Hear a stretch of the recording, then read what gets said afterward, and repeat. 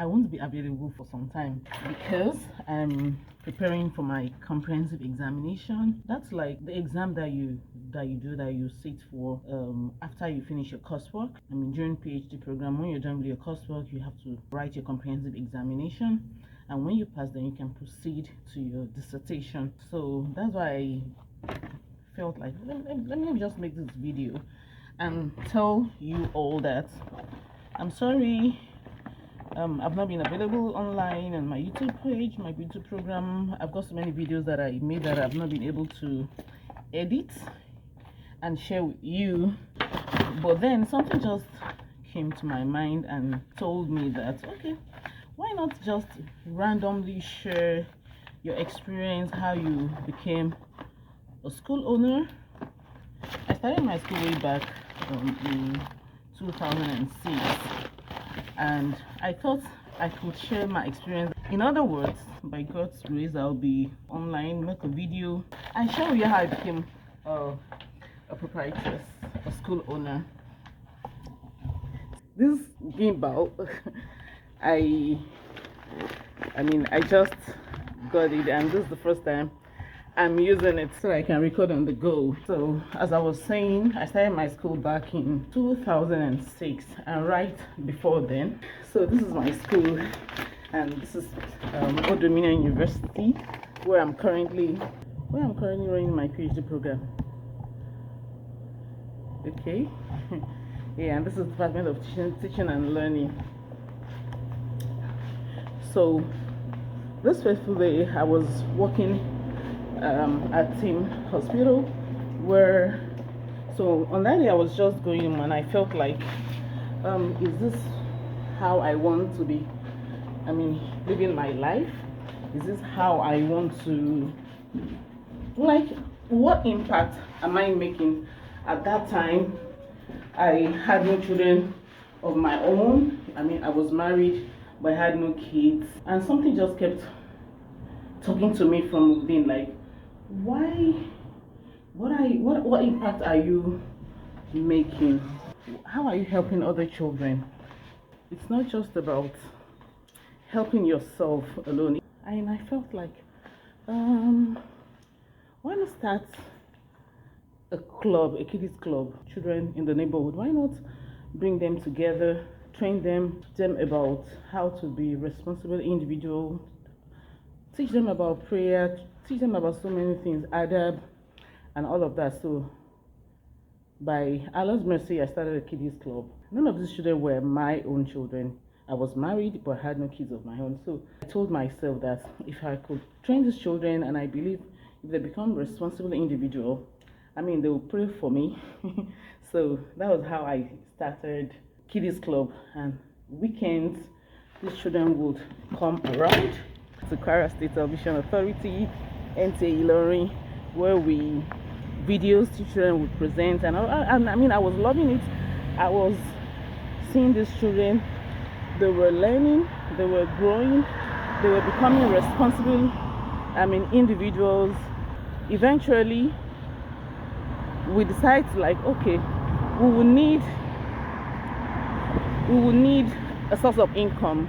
Then we had sponsors who would pay for our airtime on the media houses, but we can't continue to rely on them. So I felt like, okay, we could add a daycare where we would have parents, working parents, who would bring in their children, and with the payments we can continue to take care of the expenses of the kiddies club. And that was it. So we started the daycare, and we had children coming in. Parents love the environment. That was how we started the daycare. And after a while, maybe like after some months, and that was in 2005, 2006, so even though it was a daycare, we're teaching those children, Nigerians now, we like books so much. Children that were supposed to be coming in, playing, enjoying themselves, they were supposed to be eating. They should just come in, eat. They should just come in, eat, sleep, play. We're teaching them letters, we're teaching them numbers. So we had some children who came in and they were able to achieve all of these things, and when they got them enrolled in school, they were like, no, they've already covered so many things that they were supposed to teach them even in kindergarten. So they've already covered a lot. So, and someone just told us, like, okay, with the service, with the daycare, the quality of daycare services, why not start a school? I said, school? Mike, school. Okay, where will I even get the money to start a school? At that time, we're using one, I think, 3-bedroom bungalow. That was what we were using, 3-bedroom bungalow. And I was like, where will I get the money? I had old ND. I didn't bother to further my studies because I was like, that time during my OND, how much did we pay for school? We paid like 3,000 naira per year. Indigenous were even paying 1,000. And I was like, when I wanted to go for my HND and they increased the school fees to like 10,000, I was like, 10,000 naira. I did not go for my HND immediately. So I will share a story about that, how eventually, you know, how I eventually proceeded and all of that. So, and I was like, well, I did not even have the additional qualification to run a school. I did not even have the money. So, but okay. And with all this encouragement and all of that, we went to the Ministry of Women Affairs and all of that, got our certification and license to run a daycare, and that was how daycare and preschool, and that was how we got started. It has been a wonderful experience. It has helped me grow. It has helped me with the decision to eventually further my studies, and I mean, that was it. That was how we got started. Alhamdulillah. When I started my school, I had no children of my own. It was after I started my school, like as a school. How many years after I started my school? Maybe like 2 years or 3 years. And that was when I had my first baby, 2008. And alhamdulillah, I'm thankful. So this is how I started my school, and thank God, the school that started right from daycare to a preschool, then to a primary. We have a secondary school now in Ilori. So thank God. So that's how I started. I mean, what I can share with you now.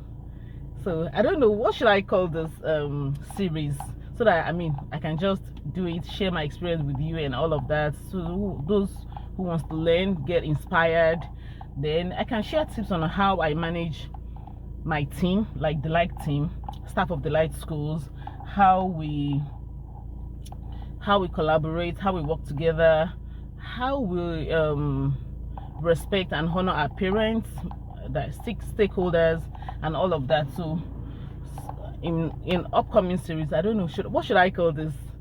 Should I call it from the experience, or what? Whatever, or diary of a school proprietress, or diary of a I don't know, but I mean, that's what I think I should talk more about. So see you in the next video. So I won't really be coming up to talk about phonics or literacy or early childhood. Maybe I can typically talk about my life experience, my journey as a proprietress, and so bye for now. So whatever you are, you can start, you can do anything. Just have the right intention, and God will be there for you.